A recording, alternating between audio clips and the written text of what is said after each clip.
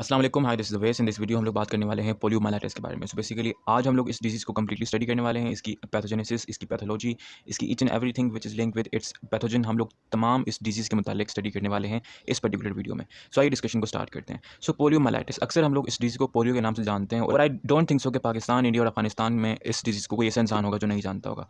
तो आइए बात करते हैं ये है क्या। सो बेसिकली पोलियोमाइलाइटिस एक वायरल इन्फेक्शन है जो कि एक वायरस कॉज करता है, उसको आप लोग कहते हैं पोलियो वायरस।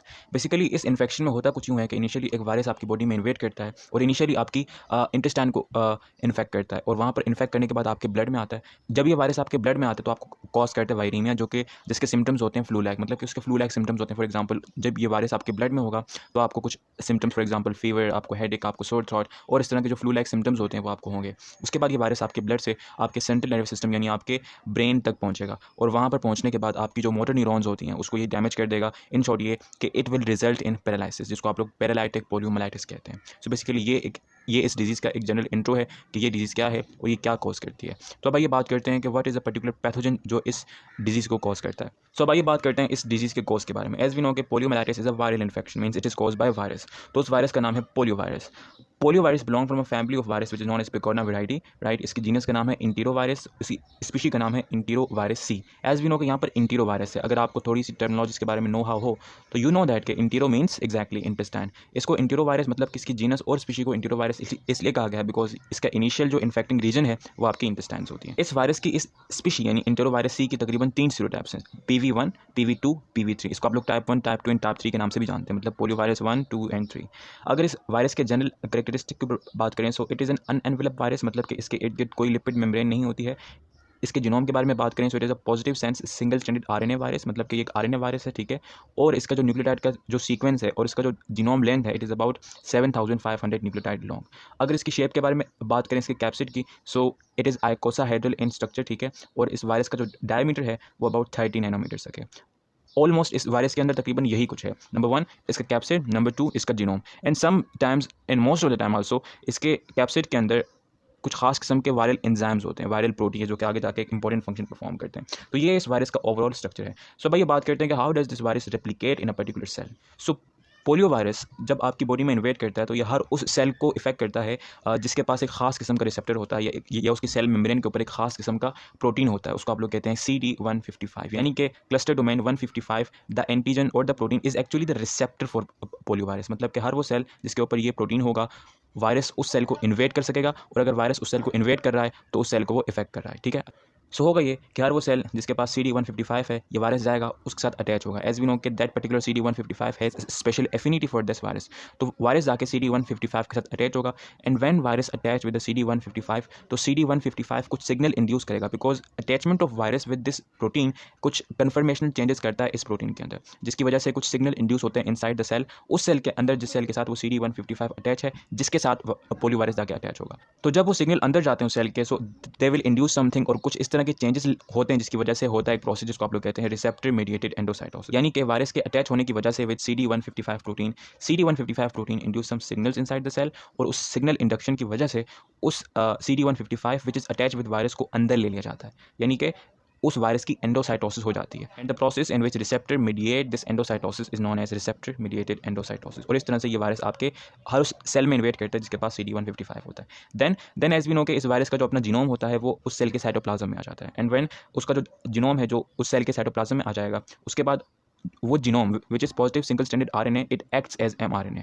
ठीक है। और वो उस सेल में जाकर एज mRNA बिहेव करेगा और उसकी ट्रांसलेशनरी मशीनरी को यानी इन शॉर्ट कि उसके राइबोसोम को जाकर हाईजैक कर देगा और सेल की अपनी ट्रांसलेशन को रोक देगा। फिर होगा ये कि उस पॉजिटिव सिंगल स्ट्रैंडेड आरएनए जो कि एक mRNA की तरह बिहेव कर रहा है उसको कन्वर्ट कर दिया जाएगा इनटू प्रोटीन्स। अच्छा, यहाँ पर इस mRNA की यानी कि viral positive single stranded RNA जो कि एज अ mRNA बिहेव कर रहा है उसकी कन्वर्जन इनटू प्रोटीन एक खास किस्म की कन्वर्जन, बिकॉज नॉर्मली होता यह है कि एक mRNA से मोर देन 1 प्रोटीन्स बनते हैं ऑलमोस्ट इन एवरी केस, ठीक है। नॉर्मली इन लिविंग सिस्टम मतलब कि यूकेरियोट्स के अंदर एक mRNA से मल्टी प्रोटीन्स बनते हैं, लेकिन द प्रोसेस अच्छा मल्टी प्रोटीन्स इस वजह से भी बनते हैं कि बहुत सारी कैटेगरीज के, और इस वजह से भी कि एक mRNA के जो सेगमेंट्स होते हैं यानी फॉर एग्जांपल एक mRNA जो कि 7000 न्यूक्लियोटाइड लंप है, तो 3001 प्रोटीन के लिए कोड कर रहे होंगे, 2001 प्रोटीन के लिए कोड कर रहे होंगे और 2001 प्रोटीन के लिए, मतलब कि इस तरह से एक एमआरएनए में डिफरेंट प्रोटीन्स के सेगमेंट्स होते हैं। लेकिन ये जो वायरल यानी पोलियो वायरस का जो सिंगल स्ट्रैंडेड आरएनए है, ये एक इस तरह का एमआरएनए होता है जो कि सिर्फ और सिर्फ सिंगल प्रोटीन में कोड करता है, मतलब कि इस पूरे के पूरे एमआरएनए को एक सिंगल लार्ज और बिग पॉलीपेप्टाइड में कन्वर्ट कर दिया जाता है। अच्छा, इस तरह का एमआरएनए जो कि सिर्फ और सिर्फ लार्ज सिंगल पॉलीपेप्टाइड में कन्वर्ट किया जा सके, उसको आप लोग कहते हैं मोनोसिस्टर्स एमआरएनए, ठीक है। अच्छा, when it's converted into a polypeptide, तो होगा ये कि एज वी नो कि उस वायरस के अंदर उसके अपने कुछ प्रोटीएज प्रेजेंट है जब वो इन्वेट किया था सेल के अंदर, तो वो प्रोटीएज आएंगे और इस सिंगल पॉलीपेप्टाइड को छोटे छोटे प्रोटीन्स में तोड़ देंगे। अराउंड 10 किस्म के प्रोटीन बनते हैं जिसमें उस वायरस के अपने RNA dependent RNA polymerase enzyme होता है, ठीक है। इसके अलावा उसके अपने वायरल प्रोटीन एंजाइम होते हैं, इसके अलावा उसके कैप्सिड के प्रोटीन्स होते हैं और कुछ रेगुलेटरी प्रोटीन्स होते हैं जो कि उस पॉलीपेप्टाइड की ब्रेकडाउन की वजह से बनते हैं, राइट। अच्छा, एज यू नो कि अब इस वक्त मौके पे क्या हुआ कि इस वक्त वो ट्रांसलेशन के बाद उस वायरस के अपने प्रोटीन्स बन गए, मतलब कि उसके अपने एंजाइम बन गए, उसके अपने प्रोटीज बन गए, उसके अपने कैप्सो प्रोटीन बन गए, उसके अपने रेगुलेटरी प्रोटीन बन गए। तो होगा ये कि उसका जो आरएनए डिपेंडेंट आरएनए पॉलीमरेज होगा, जिसको हम लोग साइंटिफिक टर्म्स में या फिर बायोलॉजिकल टर्म्स में 3D पोल कहते हैं, वो आएगा और उस वायरस के अपने जीनोम, मतलब कि उस वायरस के अपने पॉजिटिव सिंगल स्ट्रैंडेड आरएनए की मल्टीपल कॉपीज बनाएगा। अच्छा, एक और बात, यहाँ पर ये जो मल्टीपल कॉपीज बनी हैं, मतलब कि जो नए पॉजिटिव सिंगल स्ट्रैंडेड आरएनए बने हैं, इनके 3 फंक्शन हो सकते हैं। नंबर 1 आया तो ये एज अ एमआरएनए बिहेव करे, मतलब कि इनको अगेन रीड किया जाए और इनसे मजीद वायरल प्रोटीन्स बनाए जाए। Number 2 it can act as pre genomic RNA, मतलब कि अब इनको रीड करके इनकी जैसी मजीद पॉजिटिव स्ट्रैंडेड आरएनएस बनाए जाए ताकि मजीद वायरस उस पर आ जाए। नंबर 3 इसका रोल है वो ये है कि it can act as a genome of newly forming virus, ठीक है। अच्छा, तो यहाँ पर क्या हुआ, यहाँ पर हमारे पास बहुत सारे प्रोटीन बन गए और यहाँ पर हमारे पास बहुत सारी पॉजिटिव सिंगल स्ट्रैंडेड आरएनएस की कॉपीज़ हैं। अब क्या होगा, अब वो आरएनए के जीनोम होगा वायरस का, उसको इनकैप्सिलेट किया जाएगा इनटू कैप्सोमर्स, बिकॉज आपको पता है कि during the process of translation हम लोगों ने बहुत सारे, मतलब कि वायरस ने अपने बहुत सारे कैप्सोमेरिक प्रोटीन्स बनाए थे। अच्छा, वो कैप्सोमेरिक प्रोटीन्स अपने आप को अरेंज करेंगे और कैप्सोमर्स बनाएंगे, और कैप्सोमर्स से बाद में जाके क्या बनता है एग्जैक्टली कैप्सिड। तो वो positive single stranded RNA is encapsulated inside the capsid और फिर वो उस सेल से रिलीज आउट हो जाता है। अच्छा, the method by which this virus actually release from a cell, ये अभी तक कंफर्म नहीं है कि किस तरह से सेल के बाहर जाता है, लेकिन कहते हैं कि when a single virus is entered into the cell, मतलब कि एक सेल को इन्फेक्ट करता है, तो वो जब सेल बस्ट होता है, मतलब कि जब सेल से वो वायरस रिलीज होते हैं, व्हेन सेल गेट्स लाइस्ड, जब वो सेल लाइस होता है तो वहाँ से तकरीबन कहते हैं कि अप टू 10,000 पोलियो नए वायरसेस उसे बनते हैं, और जब वो 10,000 पोलियो वायरसेस एनवायरमेंट में आते हैं तो वहाँ पर जितने नए सेल होते हैं वो उनको इफेक्ट करना स्टार्ट कर देते हैं, राइट। अच्छा, तो ये था आपका वायरल मतलब कि इस पोलियो वायरस की लाइफ साइकिल किस तरह से आपके सेल में जाता है और किस सेल में जाता है, एज वी नो कि जिसके पास CD155 होता है, और वहाँ पर जाके किस तरह से अपनी रेप्लिकेशन कैरी आउट करता है और किस तरह से वो सेल को लाइस करके मल्टीपल कॉपीज बना देता है। तो ये तो थी इस सेल की लाइफ साइकिल। अब ये बात करते हैं कि how does this polio virus transmit from person to person, because आपको पता है कि ये एक कंटेजियस वायरस है, मतलब कि ये एक पर्सन से दूसरे पर्सन में ट्रांसमिट हो सकता है। अच्छा, एक बात याद रखिएगा कि एज वी नो कि दिस वायरस इज इंटीरो वायरस, मतलब आपकी इंटेस्टाइन को इफेक्ट करता है, तो इसका जो रूट ऑफ ट्रांसमिशन है वो है ओरोफिकल रूट, मतलब कि ये फॉर एग्जांपल एक इन्फेक्टेड पर्सन ने अपनी फीसिस किए एंड सम हाउ उसके फीसिस में पोलियो वायरस था, because it was also infected by polio virus, तो उसके फीसिस से वो पोलियो वायरस किसी हेल्दी पर्सन के हैंड में आया, मतलब कि उसके माउथ के जरिए से वापस उसके बॉडी के अंदर गया और उसके इंटेस्टाइन के अंदर उसने इन्फेक्शन कोज किया, और वहाँ से वही उसकी जो पैथोलॉजी होती है जिसको हम लोग आगे जाके डिस्कस करेंगे वही उसने कैरिड आउट की और उस तरह से उसको इफेक्ट। एक बात याद रखिएगा कि the route of transmission of this virus is faecal oro route. अच्छा, अगर रिस्क फैक्टर के ऊपर बात करें कि किन लोगों को ये जो पोलियो वायरस है वो ज़्यादा इफेक्ट करता है, तो वो लोग जो इम्यूनो डेफिशिएंट होते हैं, फॉर एग्जांपल जिनका इम्यून सिस्टम सही से काम नहीं करता, लाइक फॉर एग्जांपल एड्स के पेशेंट, ठीक है, आपको पता है कि उसमें इम्यून सिस्टम थोड़ा सा डेफिशिएंट हो जाता है। इसके अलावा ओवर एज पीपल, इसके अलावा अंडर एज पीपल, बिकॉज आपको पता है कि वायरस बच्चों को ज़्यादा इफेक्ट करता है, उसका रीज़न ये है कि उनमें जो इम्यून सिस्टम है वो थोड़ा सा अंडर डेवलप होता है। सो ये इसके रिस्क फैक्टर्स हैं। अब ये बात करते हैं कि इसकी पैथोफिजियोलॉजी क्या है, मतलब how does this virus invades into a particular person और किस तरह से ये आपको जाकर पोलियोमाइलाइटिस कॉज करता है। सो अगर पैथोफिजियोलॉजी के ऊपर बात करें, so polio virus as we know कि इसका रूट ऑफ ट्रांसमिशन है orofecal route, so it invades a person from its mouth, मतलब कि आपके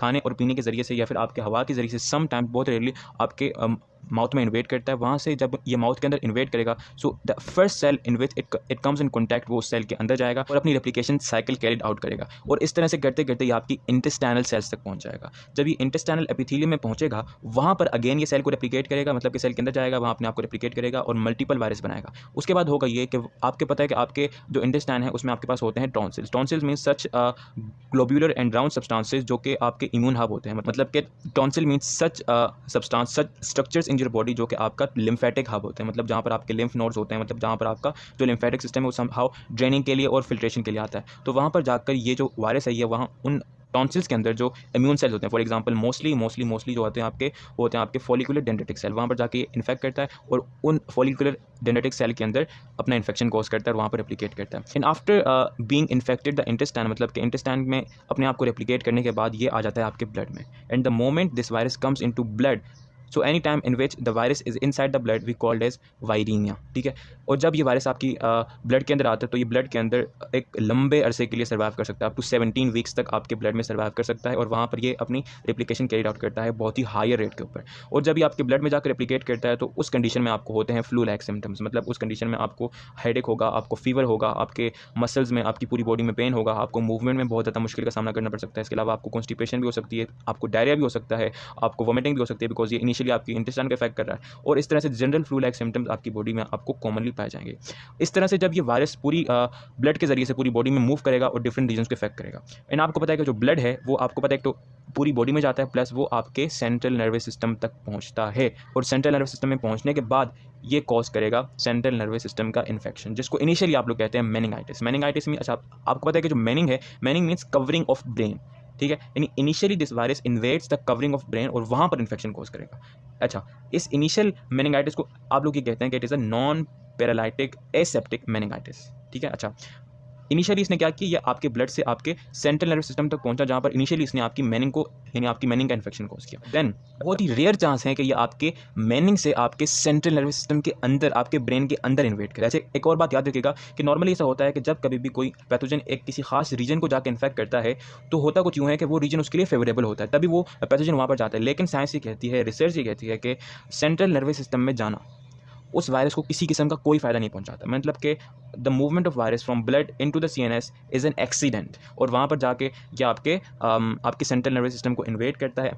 जिस तरह से मैंने बताया कि initially it cause non paralytic aseptic meningitis, और समहाउ जब ये आपके ब्रेन के अंदर चला जाता है तो वहाँ पर ये मजीद कॉम्प्लिकेशन कॉज करता है। And when it invades the central nervous system, so वहाँ से आपका खेल तमाम हो गया। मतलब फिर वहाँ पर जाके ये न्यूरॉन्स को डैमेज करना शुरू कर देगा, और जब इसने आपके सेंट्रल नर्वस सिस्टम को अच्छी तरह से इन्वेड किया, आपके ये मोटर न्यूरॉन्स तक पहुँच जाता है और फिर आपको कॉज करता है पैरालाइटिक पोलियोमाइलाइटिस। सो भाई बात करते हैं पैरालाइटिक पोलियोमाइलाइटिस के केस के बारे में। As we know it's a very rare chance, 0.1 to 1% के जो वायरस है वो आपकी मेनिंग से, जहाँ पर उसने initially non paralytic aseptic meningitis cause किया था, वहाँ से आपके ब्रेन के अंदर आ जाए।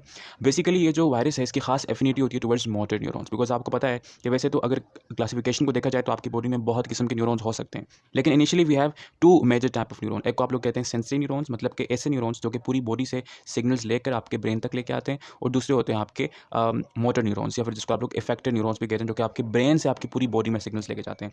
मोस्टली ये जो वायरस है ये उन मोटर न्यूरॉन्स को इफेक्ट करता है, मतलब कि when it invades into your brain, तो वैसे तो ये हर जगह इन्फेक्शन कॉज करता है, लेकिन इनिशियल तौर पे ये उन रीजन को ज़्यादा इफेक्ट करता है जहाँ पर आपके मोटर न्यूरॉन्स होते हैं, बिकॉज उनके ऊपर जो प्रोटीन्स होते हैं वो इसके लिए थोड़े से एफिनेट रखते हैं, मतलब कि वहाँ से ये मोर एफिशिएंटली आपके न्यूरॉन्स के अंदर इन्वेट कर सकता है। सो उन न्यूरॉन्स को इन्वेट करने के बाद वहाँ पर जाता है और अपनी रेप्लिकेशन साइकिल को कैरी ऑन करता है, और एज वी नो कि when it leaves out the cell तो वो उन मोटर न्यूरॉन्स को डिस्ट्रॉय कर देता है। एंड एज वी नो कि जब वो आपके न्यूरॉन्स को डिस्ट्रॉय करता है तो वहाँ पर वो लीजन्स कॉज करता है, और वो जो ग्रे मैटर खास तौर पे, बिकॉज आपको पता है कि आपका पूरा सेंट्रल नर्वस सिस्टम जो कि आपकी ब्रेन और आपका स्पाइनल कॉर्ड है वो मोस्टली आपका ग्रे और वाइट मैटर से मिलकर बना होता है। जो ग्रे मैटर होता है आपका सेंटर में होता है और वाइट मैटर आपकी पेरिफेरीज में होते हैं ब्रेन की। सो जो ये वायरस है ये जाके आपकी ग्रे मैटर को इफेक्ट करता है और वहाँ पर लीजन्स कॉज करता है, और उस लीजन्स की वजह से उन ग्रे मैटर का जो कलर है वो ग्रे से रेडिश या फिर पिंकिश में कन्वर्ट हो जाता है, बिकॉज वहाँ पर लीजन कॉज। अच्छा, वो रीजन्स जिन रीजन को ये मोस्टली ये वायरस जाके इफेक्ट करता है, मतलब वहाँ पर जाके लीजन कॉज करता है, वो है रेटिकुलर फॉर्मेशन, ठीक है, वेस्टिबुलर न्यूक्लाई, सेरिब्रल वर्मेटिस, इसके अलावा डीप सेरिब्रल न्यूक्लाई, मतलब कि तमाम वो रीजन्स हैं जो कि आपके पूरी बॉडी को मूवमेंट के लिहाज से रेगुलेट करने में काफ़ी एफिशिएंट हैं, या फिर मोर इनमें, मतलब कि इन तमाम रीजन्स का रोल बहुत अहम है as far as the movement of your body and regulation of your body is concern. तो जब इस तरह से ये मोटर न्यूरॉन्स रिच एरियाज आपके ब्रेन में इफेक्ट होते हैं तो इससे आपका जो पूरी बॉडी का जो मोटर न्यूरॉन्स का जो फंक्शन है वो काफ़ी हद तक डैमेज होता है। अच्छा, पैरालाइटिक पोलियो केस में जो आपके इनिशियल सिम्टम्स होते हैं, इट में इंक्लूड इनिशियली हाई फीवर, मतलब आपको तेज़ बुखार होगा, आपको हेडेक होगा, आपको सर में दर्द होगा, stiffness in back and neck muscle, मतलब आपकी गर्दन और आपके बैक की मसल में स्टिफनेस होगी, मतलब कि जकड़न होगी। इसके अलावा डिफिकल्टी इन स्वेलिंग, इसके अलावा muscle pain, lack of superficial and deep reflexes, मतलब आपके जो रिफ्लेक्सेस होते हैं, बिकॉज आपको पता है कि आपकी बॉडी के कोर फंक्शन ये है कि आपकी बॉडी में रिफ्लेक्स हो। फॉर एग्जांपल अगर आप किसी गर्म चीज़ के ऊपर हाथ रखते हैं, मतलब एक चीज़ है जिसके बारे में आपको नहीं पता कि वो गर्म है या ठंडी है, आप उसके ऊपर हाथ रखते हैं एंड सून आप मतलब बगैर आपके किसी ऑर्डर के आपका हाथ पीछे की तरफ होता है, बिकॉज इट्स अ रिफ्लेक्स। तो इस रिफ्लेक्स में काफ़ी हद तक इस डिजीज़ के अंदर काफ़ी मतलब डैमेज होता है और ये रिफ्लेक्सेस बहुत हद तक लो हो जाते हैं, ठीक है। इसके अलावा इरिटेबिलिटी, मतलब आपको अजीब सा चिड़चिड़ापन होगा, कॉन्स्टिपेशन भी हो सकती है, ठीक है, एंड आपको यूरिनेशन में बहुत हद तक डिफिकल्टी होगी। And the most prominent feature of paralytic poliomyelitis is कि आपको एग्जैक्टली मतलब कि इनिशियली होगा ये कि आपको मसल वीकनेस होगी, ठीक है। लेटर ऑन वो जो मसल वीकनेस है वो मसल इम्पेयरमेंट में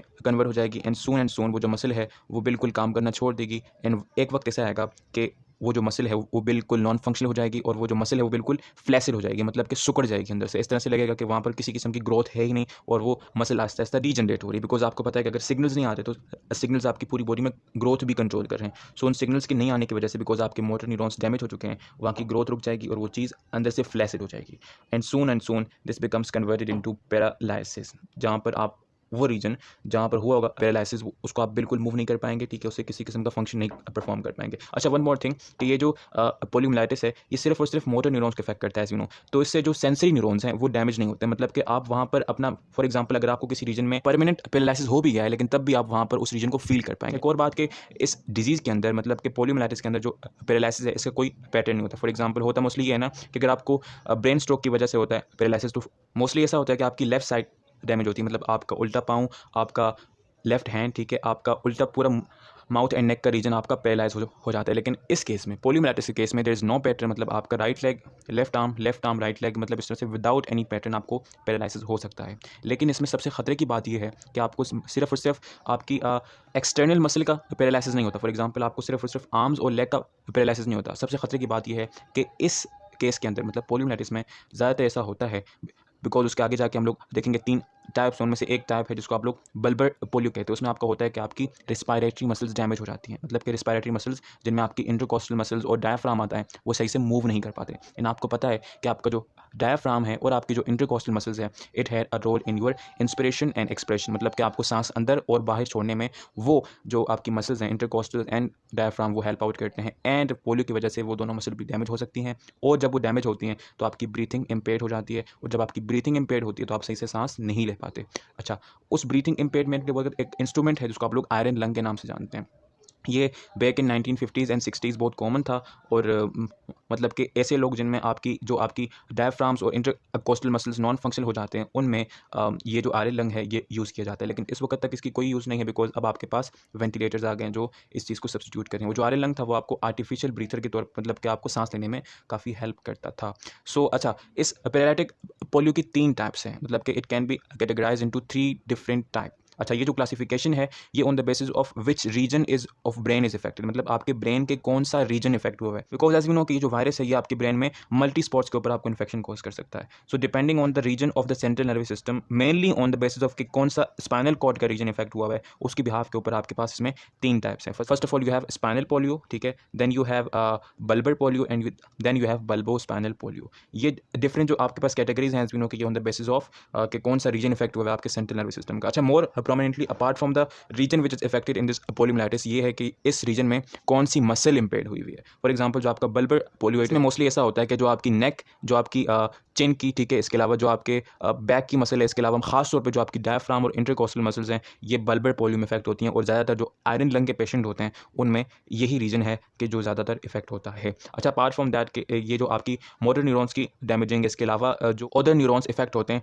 जिसकी वजह से आपको इंसेफेलाइटिस और दूसरी साइकोलॉजिकल डिजीज़ का भी सामना करना पड़ता है जिसको हम लोग लेटर ऑन देखेंगे in the particular symptoms category. So इस तरह से ये आपका वायरस जो है ये आपकी ब्रेन में इन्वेट करके आपके मोटर न्यूरॉन्स को इफेक्ट करता है जिसकी वजह से आपकी पूरी बॉडी की जो मूवमेंट है वो इस तरह से मुतासिर होती है and it will result in this kind of complication. So भाई ये बात करते हैं सिम्टम्स के ऊपर। अच्छा, out of 100% of polio infected patients, 72% infections are asymptomatic, 24% are with the minor illness, and 1 to 5% are with non-paralytic asymptomatic meningitis, and 0.1 to 0.5% are with paralytic poliomyelitis। यानी कि अगर फॉर एग्जांपल ये जो वायरस है ये 100 लोगों के अंदर जाए, ठीक है, तो उसमें से 72 लोगों को ये कुछ भी नहीं करेगा, ये एसिम्टोमेटिक रहेगा, ये कुछ भी नहीं करेगा। 24 लोग ऐसे होंगे जिनको माइनर मतलब फ्लू लाइक इलनेस होगी, मतलब कि जिनके जो वायरस है वो ब्लड और इंटेस्टाइन में ही रहेगा, आपकी CNS में नहीं जाएगा। एंड 1 to 5% लोग ऐसे होंगे जिनमें वायरस आपके ब्रेन तक तो पहुंचेगा, लेकिन वहाँ पर सिर्फ और सिर्फ non paralytic aseptic meningitis cause करेगा। एंड सिर्फ 0.1 to 0.5% लोग ऐसे होंगे जिसमें पैरालिटिक पोलियो कॉज होगा। अच्छा, उस पैरालिटिक पोलियो में भी 79% केसेस में आपको स्पाइनल पोलियो देखने को मिलेगा। 2% ऐसे होंगे जिनमें आपको बल्बर पोलियो देखने को मिलेगा, and 19% are the cases of bulbo spinal polio. अगर सिम्टम्स के ऊपर बात करें, सो एज वी नो कि देखें इनिशियली इट इज़ अ एंटीरोवायरस। तो फर्स्ट ऑफ ऑल जितने भी सिम्टम्स लिंक करते हैं वो इंटेस्टाइन के साथ लिंक करते हैं, मतलब आपको कॉन्स्टिपेशन हो सकती है, आपको डायरिया हो सकता है, आपको वॉमिटिंग हो सकती है, आपको नोजिया हो सकता है, और आपको डिफरेंट आपको मसल क्रैम्प हो सकते हैं आपके एब्डोमिनल रीजन के ऊपर। मतलब कि इंटेस्टाइन से लिंक जितने भी सिम्टम्स हैं, जितने भी सिवेरिटीज़ हैं, वो इस पोलियो के केस में कॉज हो सकती हैं। लेकिन जब ये वायरस आपके इंटेस्टाइन से आपके ब्लड में आता है तो ये आपके फ्लू लाइक सिम्टम कॉज करता है। मतलब आपको फीवर होगा, आपको हेडेक होगा, आपको मसल पेन होगा, आपको सोर थ्रॉट होंगे, मतलब आपके गले में छाले होंगे। इसके अलावा आपको जितने भी मजीद दूसरे फ्लू लाइक सिम्टम्स हैं जिनमें आपके पास सर्दी लगना, मसल पेन होना, ये सब आप उसमें मतलब फ्लू लाइक सिम्टम में शामिल होंगे। जहाँ तक बात आती है पैरालाइटिक पोलियो की, तो उसकी एक अलग डोमेन है, उसकी एक अलग दुनिया है, which is initially is characterise by flaccid poliomyelitis. मतलब कि आपको फ्लैसिड पैरालिसिस होगा, मतलब जिसमें आपकी जो मसल्स हैं, एक तो वो इनिशियली ऐसा होगा कि वो मूव करना छोड़ देंगी, नॉन फंक्शनल हो जाएंगी, एंड लेटर ऑन वो कंप्लीटली एंड परमानेंटली आपकी पैरालाइज हो जाएंगी, and you couldn't be able to move that particular muscle, और वो बिल्कुल नॉन फंक्शनल हो जाएगी। अच्छा, एक बात याद रखिएगा कि the paralysis is asymmetrical, because मैंने जिस तरह से बताया कि कोई एक पैटर्न नहीं है जिसके ऊपर ये पैरालिसिस हो, कोई भी रीजन इफेक्ट कर सकता है। इसके अलावा इसकी मजीद जो केसेस हैं उसमें यह है कि जब आपकी इंटरकोस्टल एंड डायफ्राम इफेक्ट होता है तो उसका आपको रिस्पायरेटरी इम्पेयरमेंट हो जाती है, मतलब कि आपकी रिस्पायरेशन सही से काम नहीं करती। इसके अलावा आपको डिफरेंट रीजन के ऊपर पैरालिसिस हो सकती है, एंड अलॉन्ग विद पैरालिसिस आपकी मसल्स वीक हो जाएंगी, फ्लॉपी हो जाएंगी और पुअरली कंट्रोल होंगी। This is as we know that. अच्छा, apart from paralysis we have another thing which is encephalitis, मतलब कि इन्फेक्शन ऑफ ब्रेन टिश्यू। अच्छा, ब्रेन टिश्यू के इन्फेक्शन से होगा ये कि it is characterize by confusion, मतलब आपको साइकोलॉजिकल इशूज़ शुरू हो जाएंगे। फॉर एग्जांपल आपको कन्फ्यूजन होगी, इसके अलावा चेंजेस इन मेंटल स्टेटस, मतलब आपकी दिमागी हालत सही नहीं रहेगी, ठीक है। इसके अलावा आपको हेडेक होगा, आपको फीवर होगा, एंड लेस कॉमनली आपको सीजर्स, मतलब आपको झटके भी लग सकते हैं, जिसको आप लोग स्पास्टिक पैरालिसिस कहते हैं, कि मतलब आपके फॉर एग्जांपल 4 to 5 मिनट्स के लिए आपकी डिफरेंट बॉडी के मसल्स एकदम कॉन्ट्रैक्ट कर जाएंगे और एकदम रिलैक्स करेंगे, मतलब this how the seizures will go on. So this is the symptoms. अब आइए बात करते हैं डायग्नोसिस एंड वैक्सीनेशन के ऊपर। सो अब आइए बात करते हैं पोलियोमाइलाइटिस के डायग्नोसिस के ऊपर। सो आपको पता है कि इस पेशेंट में जिसको पोलियोमाइलाइटिस होगा उसमें जाहिर सी मतलब कि इनिशियली तौर पर उसको पैरालिसिस होगा, मतलब कि उसके मसल सही से काम नहीं करेंगे, वो सही से अपनी बॉडी पार्ट को मूव नहीं कर पाएगा। सो जो इनिशियल डायग्नोसिस की जाती है इस पोलियोमाइलाइटिस की वो होती है on the basis of physical observation, मतलब आप उसको क्लिनिकली ऑब्जर्व करते हैं। एक अच्छा फिजिशियन उसको देखता है कि उसकी जो फ्लैसिडेशन ऑफ मसल्स हैं या फिर उसकी जो अनइन्वॉल्वमेंट ऑफ रिफ्लेक्सेस हैं वो क्या हैं, और उसका जो पैरालिसिस है उसकी क्या टाइप है, उसका कोई पैटर्न तो नहीं है। मतलब कि that's how by looking the physical features of that particular patient उसको वो जो फिजिशियन है वो डायग्नोस करता है कि आपको क्या कंडीशन है। लेबोरेटरी के अंदर you can do multiple things, you can search for viral antigen by ELISA, इसके अलावा आप PCR परफॉर्म कर सकते हैं, ठीक है। अच्छा, मोस्टली जो इस केस के अंदर मतलब कि पोलियोमाइलाइटिस के अंदर जो आपका PCR परफॉर्म किया जाता है it is basically to detect wild type, कि कोई दूसरी मतलब कि evolve type of polio virus तो नहीं आ गया जो कि उस पूरी की पूरी कम्युनिटी और पूरी दुनिया के लिए खतरा हो सकता है। अगर वाइल्ड टाइप आती है तो आपको पता है कि उसके खिलाफ वैक्सीन बनाई जाती है और उसको फिर उसके खिलाफ वैक्सीनेशन की जाती है। अगर बात करें वैक्सीन के ऊपर तो आपको पता है कि इस वायरस की 2 वैक्सीन मीन्स के वैक्सीन्स अगेन पोलियोमाइलाइटिस 2 किस्म की होती हैं। एक को आप लोग कहते हैं ओरल वैक्सीन्स, ओरल वैक्सीन का दूसरा नाम है सबाइना वैक्सीन, मतलब जो आपको बचपन में पोलियो के कतरे पिलाए जाते हैं वो असल में ये सबाइना वैक्सीन होती है। उसमें क्या होता है कि उसमें हम लोग लाइव बट एटीन्यूएटेड वायरसेस आपकी बॉडी में थ्रू माउथ इन्वेट करवाते हैं। अच्छा, एटीन्यूएटेड का क्या मतलब होता है? एटीन्यूएटेड मीन्स के सच पैथोजेंस जिनकी विरुलेंसी कम की जाती है। वो किस तरह से कम की जाती है? जो एटीन्यूएशन होती है वो सब कल्चरिंग के थ्रू की जाती है। असल में इसमें होता ये है कि फॉर एग्जांपल आपने एक पैथोजन लेना है जिसकी आपने एटीन्यूएशन करनी है। फर्स्ट ऑफ ऑल आपने उस पैथोजन को एक मीडिया में ग्रो करवाना है, एक फ्रेश मीडिया में। जब वो पैथोजन उस फ्रेश मीडिया में हैवीली ग्रो कर जाएगा उसके बाद आपने उसी मीडिया से एक इनोकुलम लेना है और एक नए फ्रेश मीडिया में ग्रो करना है, और इस तरह से ये फ्रेश मीडिया में कन्वर्ट करने का प्रोसीजर आपने तकरीबन 4000 टाइम्स कंटिन्यू करना है। उसके बाद होगा ये कि उस पैथोजन की जो विरुलेंसी है वो कम हो जाएगी, मतलब कि वो पैथोजन आपको आपकी बॉडी में जाके किसी किस्म का नुकसान नहीं पहुंचाएगा, लेकिन वो एंटीजेनिक रहेगा, मतलब कि वो आपकी बॉडी में एंटीबॉडी प्रोडक्शन को इंड्यूस कर पाएगा, इम्यूनोजेनिक रहेगा। इससे होगा ये कि जब कभी भी आपकी लाइफ स्पैन में जब एक्चुअल में वो पोलियो वायरस आपकी बॉडी में आएगा जिसकी एंटीबॉडीज़ आपकी बॉडी में पहले से प्रेजेंट है, तो उससे होगा ये कि वो आपकी एंटीबॉडीज़ उस वायरस को किल करने में मदद करेंगे और वो आपको खास किस्म का नुकसान नहीं पहुँचा पाएगा। दूसरी टाइप है इंट्रामस्कुलर और इंट्रावीनस इंजेक्शन के ज़रिए से दी गई वैक्सीन, जिसको आप लोग साल्क वैक्सीन भी कहते हैं। अच्छा, इस वैक्सीन में होता ये है कि हम लोग डेड या फिर इनएक्टिवेटेड फॉर्म ऑफ वायरस आपकी बॉडी में थ्रू मसल्स या फिर थ्रू ब्लड इंट्रोड्यूस करवाते हैं। उससे क्या होता है, एक बात याद रखिएगा कि अगर कोई चीज़ डेड भी है लेकिन तब भी वो आपकी बॉडी में जाकर इम्यूनोजेनिक हो सकती है, मतलब कि आपकी बॉडी में एंटीबॉडी प्रोडक्शन कोई डेड पार्टिकल भी कर सकता है। सो वो जो डेड वायरस होगा, मतलब कि dead polio virus will go into your body और आपकी बॉडी में एंटीबॉडी प्रोडक्शन करेगा। एंड वी नो कि एंटीबॉडीज़ क्या करेंगी एग्जैक्टली कि जब एक्चुअल में वो वायरस आएगा तो वो आपको इम्यूनिटी प्रोवाइड करेंगे अगेंस्ट दैट पर्टिकुलर वायरस और आपको इन्फेक्शन से बचाए रखेगी। So that's it with the poliomyelitis. I hope so कि आपको इस वीडियो के इस कॉन्सेप्ट के हर एक कॉन्सेप्ट सही से समझ आए होंगे। तो if you like this video so please share it with your friends और एनीवन जिसको भी इस वीडियो की ज़रूरत है। Just thank you so much for watching this video. Have a nice day. Good bye.